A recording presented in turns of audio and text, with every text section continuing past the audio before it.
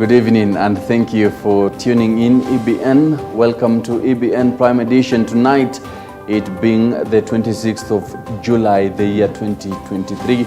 Indeed, a lot has happened today, especially as Azimio la Umoja leaders led their supporters in a candle lighting vigil to remember and mourn their supporters who lost their lives.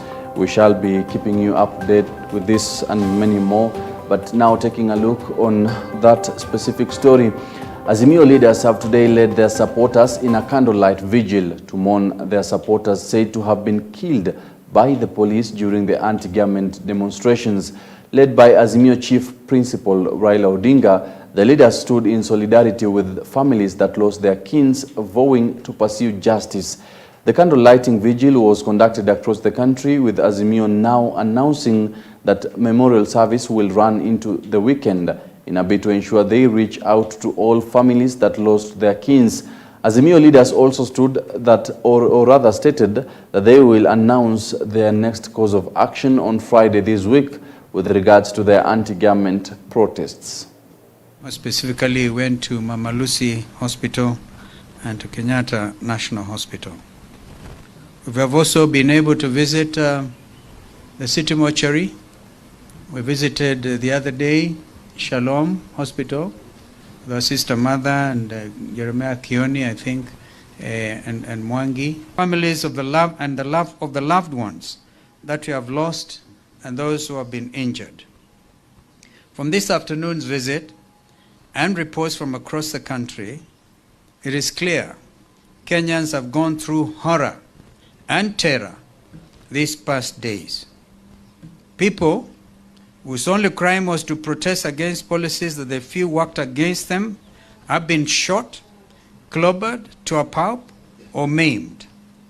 A number of the injured may never walk again. Many may be condemned to a life on wheelchairs. These Kenyans are in our prayers, and we trust that our God, who stands for justice, and whom we all know never sleeps nor slumbers, will lift them up. Unfortunately, Interior Cabinet Secretary Professor Kithure Kindiki, whom I know very well, in fact, I call him in local languages out there, across the River Tana, Sentaka, whom I know well. I don't know what has gone to him. Seems to love that brutality and takes pride in it. He had offered some more and heavier dose of brutality and gunfire today, despite our announcement that we would only be holding vigils in honor of the victims. Kenya wanashurutishwa kuua Wakenya wenzao. Tunaenda wapi kama taifa sisi? Ni masikitiko makubwa na mshangao ya kwamba viongozi wanaweza kusimama na kusema tunawapongeza polisi, tunawapa hongera kwa kazi nzuri. Kazi ya kuua Wakenya, kazi ya kuua vijana wadogo, kazi ya kuua kina mama, kazi ya kuua wazee. Jamani, ni Wakristo wa aina gani hao? Ni Waislamu wa aina gani? Ni Biblia gani mnaoisoma inashurutisha kuua na kutoa roho za watu? Constitution ya Kenya inasema katika katiba ya kwamba kuna maandamano. Hata nyinyi polisi mnateseka.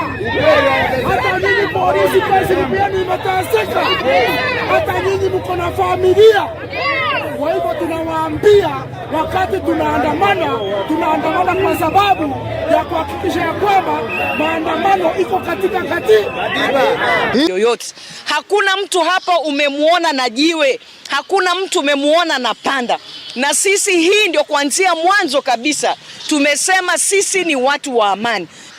Wakati tuko ni 21st century, we should be given time and right to talk. We will not allow Kenyans to go back there.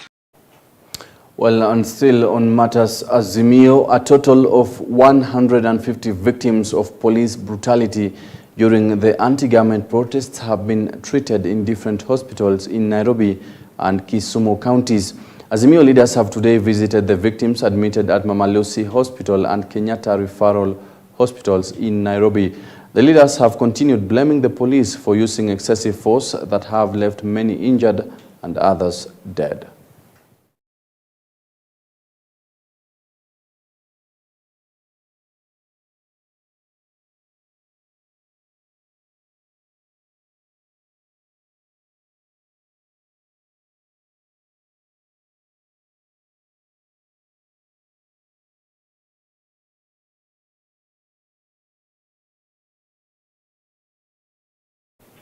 And now crossing over to Siaya County, Interior PS Raymond Omolo has today assured Kenyans that the government has put in place relevant measures to curb destruction of property and killings witnessed during demonstrations. While in a meeting with security personnel in Bondo, Siaya County, PS Omolo has issued a stern warning to those involved in destruction of property during the anti-government demonstrations. I believe the rest of the chiefs, particularly in this region or this particular Bondo sub-county, may be afraid that they might be the next target. Sir, 11 of our police stations were attacked by demonstrators last week. We had 48 police officers who were injured during that time. We had 17 members of the public who were attacked or injured. We have had a series of actions that have raised the temperatures in the country, but more so in this region. And in the process, we've had loss of lives, we've had destruction of property, and we are at a point where we need to ask ourselves the very difficult questions whether that is the way we want to continue as a country or not. And if you're a country that is democratic, that abides by the rule of law, then we must be able to bring back sanity and insist that we follow the law. Well, and still on matters protests, the Kenya National Dialogue Forum now claims that Azimio la Umoja-led anti-government demonstrations has accelerated the resurgence of gangs in different towns. The forum now claims that the gangs have been using the demonstrations to break into businesses and killing people. Speaking after a meeting with NCIC in Naivasha, Nakuru County, the group now wants President William Ruto and Opposition Chief Raila Odinga to engage in dialogue and unite the country. The input comes just a day after Azimio la Umoja postponed its anti-government protests. The hardline stance taken by our political leaders, the violent nature of the demonstration, notably the actions of criminals and organized gangs, as well as the excessive use of security organs, is threatening the peace and stability of our country. We are worried that the actions of criminal gangs that are now taking advantage of the current situation are risking the lives of innocent citizens. The same criminal gangs are distracting the nation from deep-seated grievances being expressed by the youth that need urgent attention. Now appealing to him to do away with that kind of stand, because it is we whom he has been relying on for support in terms of the demonstrations. Now we are saying no, because it has gone the wrong way. The most who are affected during this conflict are the youths, are the young people. We really encourage that dialogue should be the first thing that can unite our young people, because the current situation, both the sides are dividing our young people, and it's so much painful that we say that our country, we have the 70% being populated by young people, but now when you divide us, then who is going to build this, our nation? That good, nice country called Kenya is no more. We are almost taking it to the dogs. We have to have it back. We have shown how to have it back, through peace, through love, through unity. President Ruto, William Samoei Ruto, Right Honorable Raila Odinga should listen. And members of Homa Bay County Assembly have condemned the use of force by the police to disperse Azimio supporters during the anti-government protests. The MCAs have called on the Independent Police Oversight Authority, IPOA, to swing to action and hold to account police officers found guilty of the reported deaths and injuries. The MCAs have noted that Azimio supporters did not deserve to die, yet they were exercising their constitutional rights. The Independent Police Oversight Authority must come into this matter. The local police who are involved in killing our people must be taken, brought to book, and this house must ensure this happens. That the National Police Service shall, one, strive to the highest standards of professionalism and discipline and amongst its members.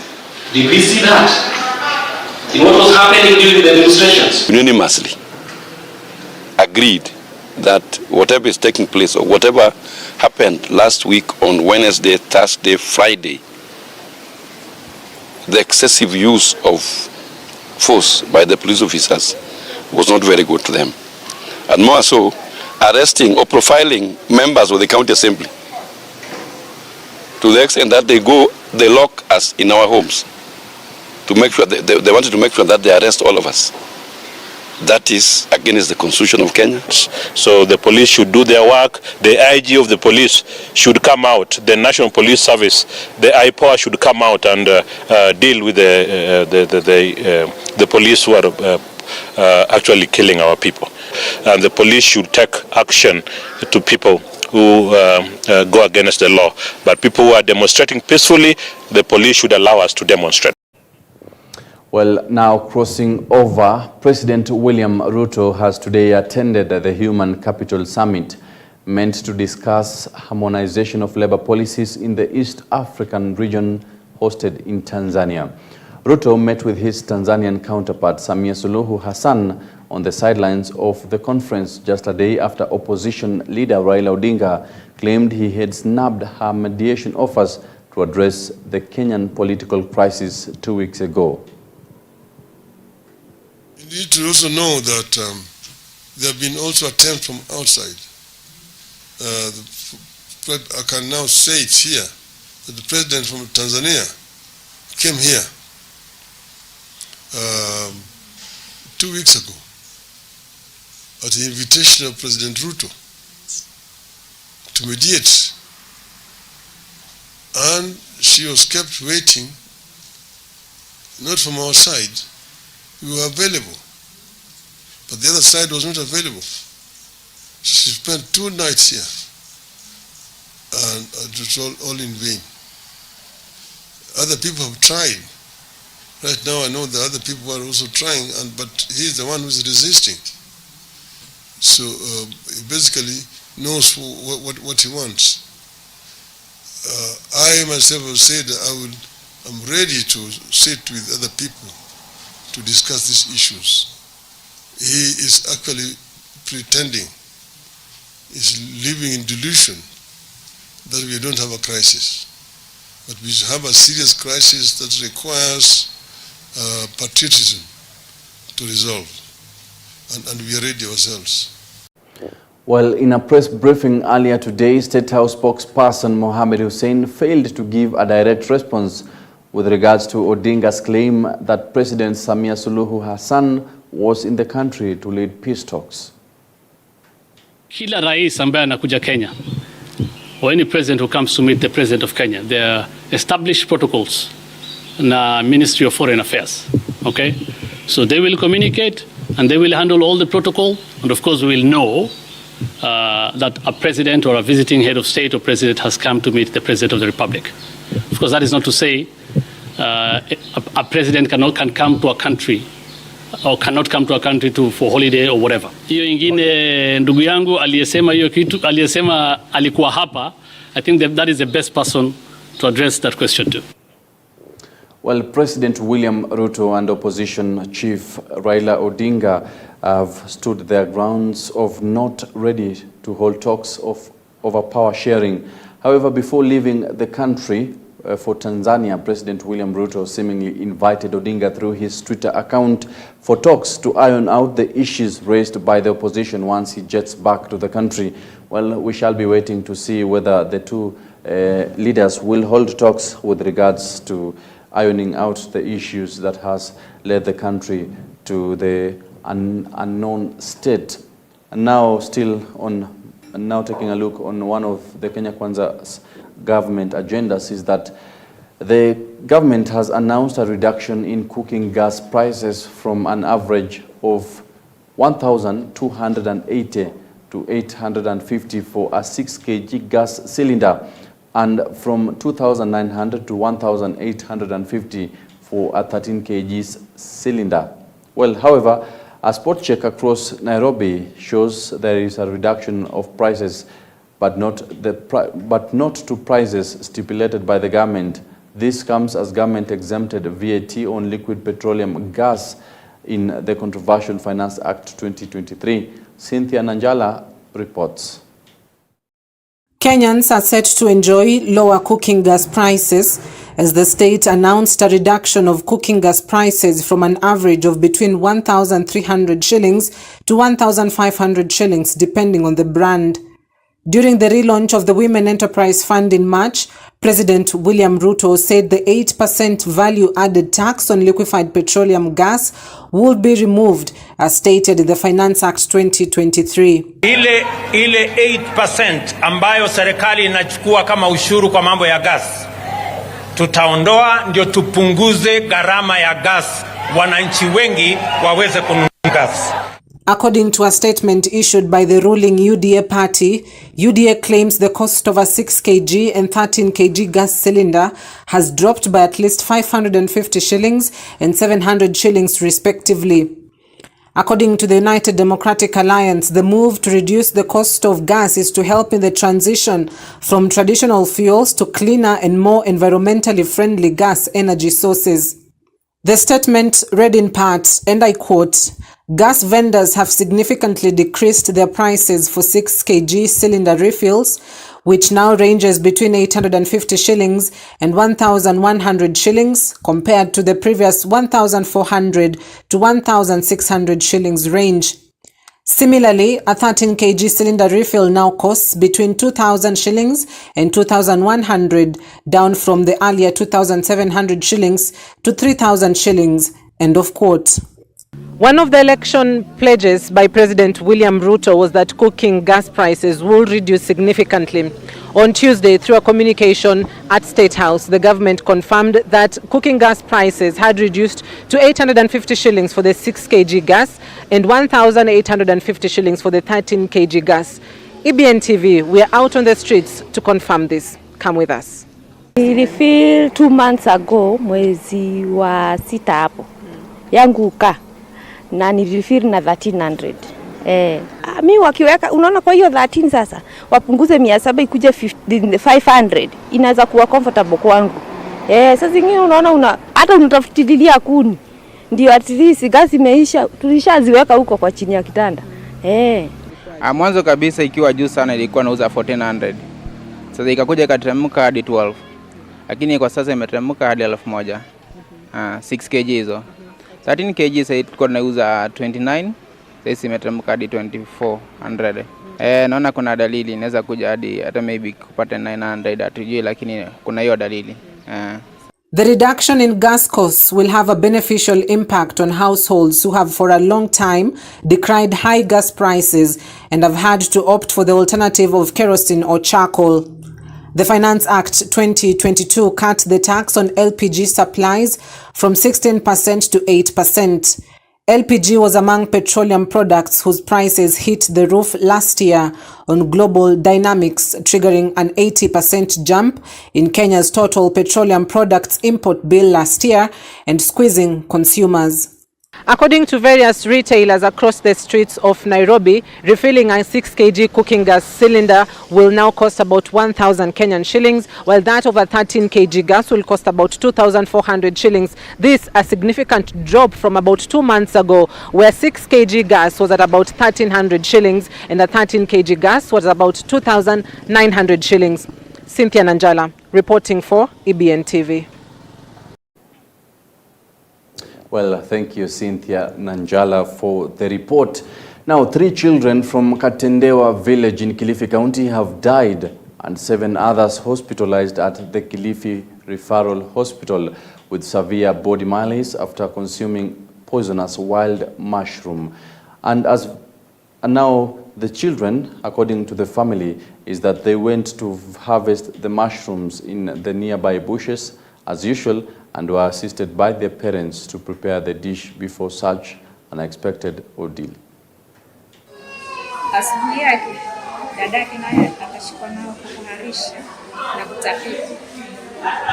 Ilipofika jioni akapelekwa hospitali.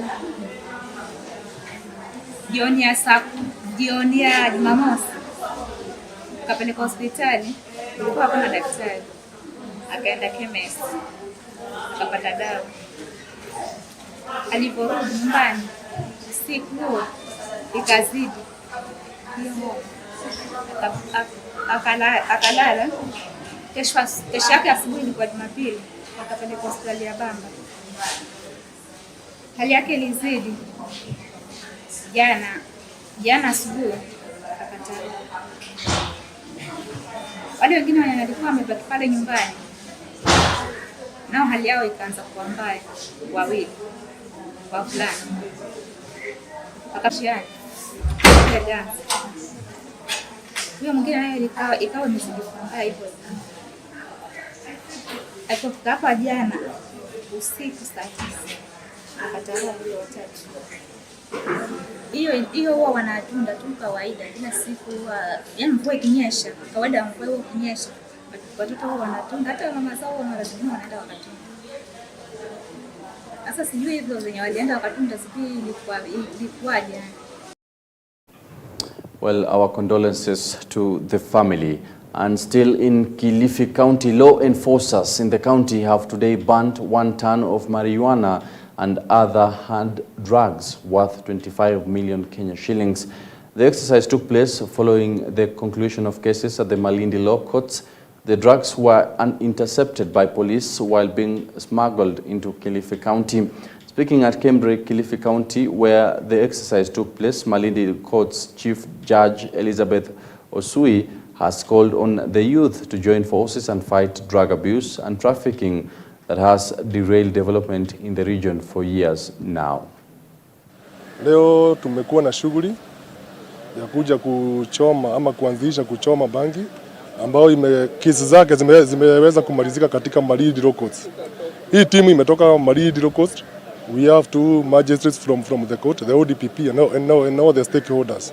The street value ya hiyo consignment from Malindi is worth 25 million cash amount. To be very sincere, tumepunguza sana. Si unaona vile tumeshika na watu pia tumeweza kufunga. Hiyo ni ya koti moja peke yake. Kilifi bado tunaendelea kumalizia makesi. So at least tuko sawa na tuendelee na kazi mzuri. Mimi ningeomba waachane na hivi vitu kwa sababu hivi vitu imetuharibia jamii, imeharibu watoto wetu. Na watoto wanakosa masomo, wanakuwa mateja na wanaharibu maisha yao. Leo hapa tuko na shughuli ya kusafirisha madawa ya kulevya ambayo imetolewa hapa kotini kama bithibitisho kwa kesi tofauti tofauti, na safari ni ya kuelekea Kilifi ambapo tumepata mahali pa kuweza kuchomea kwa sababu ya wingi wa dawa za kulevya. Dawa zile tuko nazo ni tofauti tofauti, zote ni za kulevya na nyingi ni za ile tunaita heroin ambayo inakuja kwa sachets tudogo. Hizo tuko na kama sachets karibu 400. Bangi ndio kiasi kile nyingi sana hapa kwa sababu tuko na karibu tani moja. Na karibu hiyo tani moja imenaswa wakati mmoja ikisafirishwa kwa lori. Na ndio maana imekuwa vigumu kuzichomea karibu ama nje kwa sababu watu wa NEMA wamesema ya kwamba inaweza kuleta madhara. Hapa Malindi tumeona vijana wetu hapa vile wameathiriwa na hii madawa ya kulevya. Kwa hivyo tunataka kuonyesha hadharani ya kwamba koti inatia bidii kuonyesha ya kwamba tunamaliza ulaguzi wa dawa ya kulevya na pia utumiaji wa madawa ya kulevya. Nimesema ya kwamba hii tani moja ya bangi karibu zote zimenaswa na mtu mmoja na unaona ya kwamba zilikuwa zina. Now taking a look, Uasin Gishu County Governor Jonathan B has vowed to sack county reinforcement officers who will be found operating without uniform following numerous complaints of harassment from business operators in Eldoret town. Speaking during operations meeting for a devolution conference next month, Governor B said that his administration will change the county askari's uniforms to create new image and promote a more humane approach. Especially harassment.